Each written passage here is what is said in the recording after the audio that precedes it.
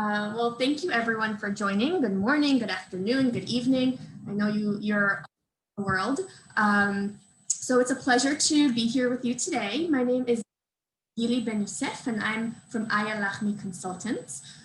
So today we're going to be speaking about one of the most important tools for people managers, and that's effective communication and feedback.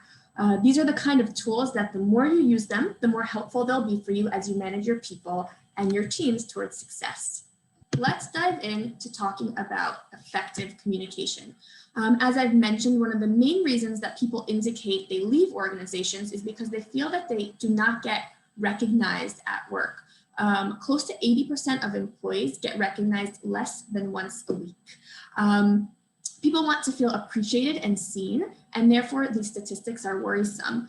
We work at such a fast pace every day, so why are we not recognized at that same pace as we do great work? And why are managers typically not in such frequent contact with their employees? There are many reasons for this, and when we ask managers the questions, they share some really interesting answers, and let's dive into what some of those are. The first reason is that they think that employees see or assume they understand when their managers appreciate them or are satisfied from their work. So they feel like they don't need to really talk about it because they assume that it's known. The second reason is that they think that if they praise their employees too much, their employees will start thinking highly of themselves and they'll start asking for raises and promotions, and this will not create a great environment. And the third reason is that they struggle to give effective feedback because they don't share with the employee what he or she can do to improve. So they misrepresent the big picture of how satisfied they are with the employee's work. Unfortunately, these managers don't have it right. In the next few minutes, I'll explain why these three answers don't fit today's reality and even are detrimental to the relationship between the employee and the manager. And this all starts with interpersonal communication. So communication is the ability to relay a message between people. So imagine you have a ball that travels between people. So the ball is a message. So we have a giver and a receiver of the message. And sometimes the message will be given to a group, and at other times it will be passed between two individuals, but it's always one side giving and the other side receiving. A lot has been written and been said about the level of responsibility that the message receiver has and that the message giver has around understanding the message. And in my opinion, each one of them has 100% responsibility in this give and take in creating the message and delivering it and in receiving it. But even though there are situations where people try really hard, and other instances where they don't try so hard to deliver a message that's easily understood, most of the time we don't actually fully understand one another.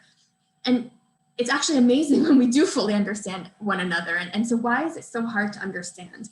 The second reason we have miscommunications is that there are individual differences between people. So each of us will understand a message that he or she hears based on who we are. So messages that we're used to hearing, the way in which we understand the world, or there's a chance that a manager, for example, from Generation X that would hear that sentence about their employees saying that they're planning to leave early and they'll probably finish the assignment today. That person may assume that finishing that task was a given, and they would not even check in with the employee to see if they would actually finish it, because they believe that if there's a task, they will get that the manager requests, they will get the results and it will be completed. On the other hand, there's a high chance that a manager from Generation Y would hear that sentence and notice that the employee probably has a previous commitment to leave early and would understand that there could be a situation here that he probably has to double check to make sure that the employee is actually going to do this on time. So if we look at reality through our eyes only, it could result in many miscommunications. Again, these could be based on different communication styles between men and women, between different roles in the organization, generational differences, or between people who have different goals. Or even having a particularly challenging day today, they may see things differently than they would on a different day. And throughout the day, we're all communicating with a lot of people, trying to achieve our own goals, and we're not necessarily having the goal of listening to one another or understanding where the other person is coming from as we communicate with them. And one of the areas of difference that I think you all will come across quite often, I imagine, in your role and in the company are cultural differences. So cross-cultural communication means adjusting your communication style, your tone, and your language to take into account the cultural context or difference between yourself and the person you're speaking to in order to improve the delivery and the receipt of your message. So remember that while English is the primary language that's spoken in the office, it may not be everyone's mother tongue. So as you're speaking to employees and across these cultures, it's important to make sure that your messages are easy to understand, they're clear, and they're not ambiguous so that they'll be understood by others. It's also helpful to familiarize yourself with the communication style of people on your team. So for example, let's take Israeli communication as an example here. Often Israeli communication is cited to be very direct and to the point, and Israelis often say what's on their mind. So if you're giving feedback or communicating to an Israeli and you're saying it in a way that's indirect or maybe overly positive, it may be interpreted by the other side as, great, everything's perfect, I don't need to change. They said I'm a good employee, so I'm 100% a good employee. Here's the importance of thinking of that context and who you're talking to and how they communicate and how they receive messages. And the same thing if you as a manager are being communicated from a team member from another culture. Think about how they're communicating with you and how they may be delivering a message from a perspective of someone coming from a different culture. Okay, so when do we understand one another? When do we put these miscommunications aside and really speak clearly and in a way that we can all understand?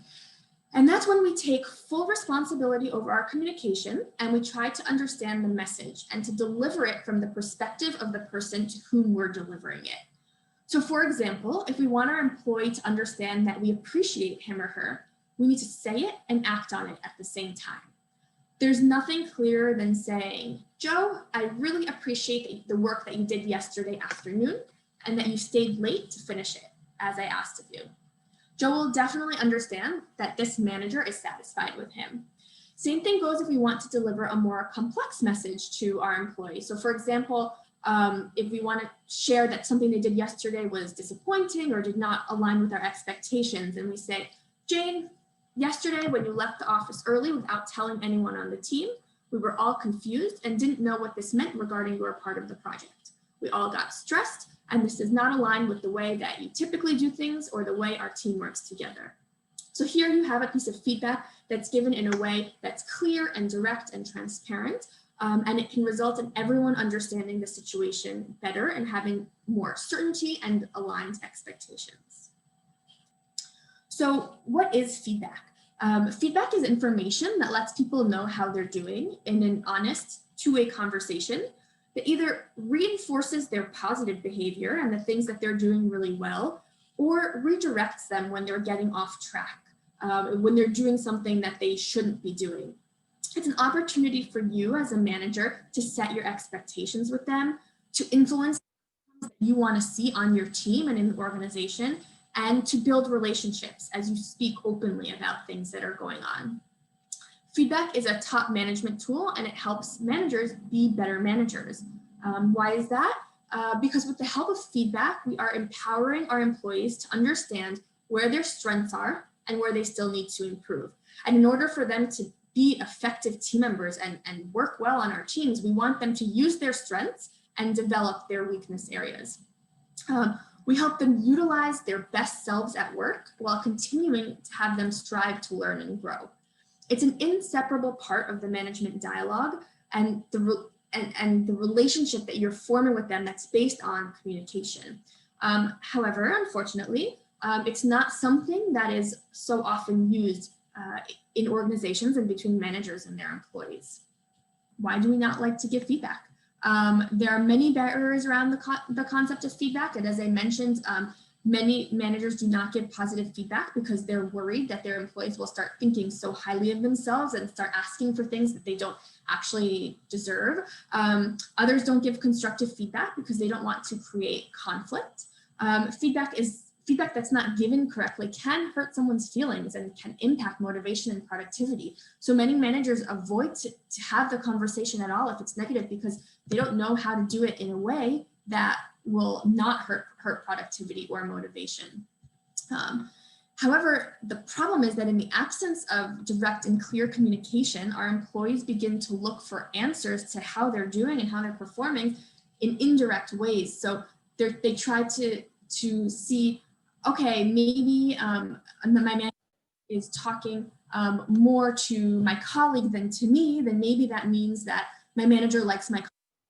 Or maybe I didn't get as many projects this quarter. Maybe that means I'm not doing well in my job.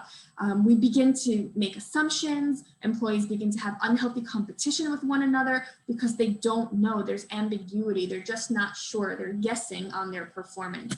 And then we get to a place where we as managers are managed by our own employees rather than be able to manage our messages to manage them. By giving feedback, we're able to communicate and manage the messages that we want to share with our employees.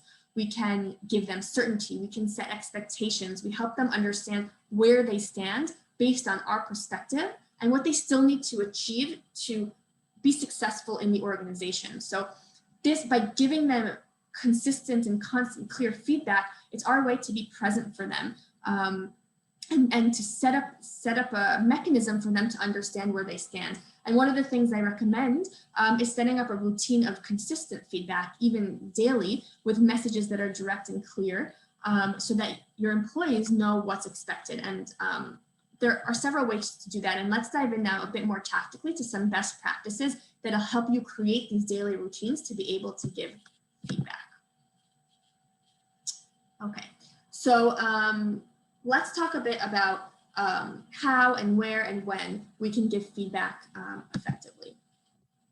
So let's first talk about positive feedback and constructive feedback. And as I mentioned, constructive feedback is developmental. How can someone get better?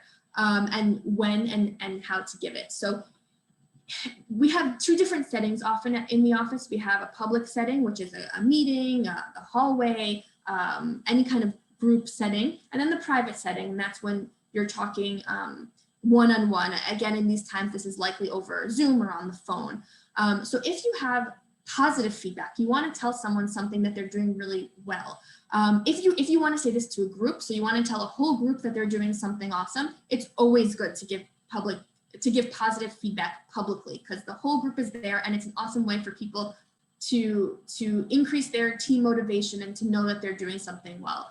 If you want to give positive feedback to an individual in a public setting, it's okay, but we want to do this only to an extent so that we're not creating competition or discomfort between different people on the team. In a private setting, positive feedback is always recommended, both in the moment, kind of on the way, in the middle of a conversation, or formally if you're having a formal feedback conversation. When it gets to constructive feedback, it gets a little bit more confusing. So constructive feedback in a public setting, never. We never want to shame someone or make someone feel bad about the way they're doing work in front of other people. That will only decrease motivation and engagement. If we have constructive feedback to give someone, we can do it either in the moment, although it's better if we, instead of catching someone off guard, we'd say, look, I really want to talk to you about how you've been performing recently on this project. Let's set up a formal meeting to discuss. So it gives the person an opportunity to think about it, to come prepared to have that conversation. And of course, the recommended time and place to give constructive feedback is formally in a meeting that's scheduled in advance and someone's giving a heads up. And it's important to understand that us as human beings, we typically respond more intensely to negative events than to positive ones. So in other words, we get more angry if we lost $500 than we get happy if we won $500. We have this more intense response to negative situations. So studies have shown that employees react to a negative interaction with their boss 6 times more strongly than they react to a positive interaction with their boss. So this points to the fact that negative or constructive feedback can have a more significant impact on employees and on their productivity. And that's why it's important to do it in a setting that is comfortable to them, that they're prepared for, and not in a way that will make them feel disrespected. So constructive feedback, as I said, is a key tool for being an effective manager, for being able to tell your employees what you need them to do in order to get better and to perform better.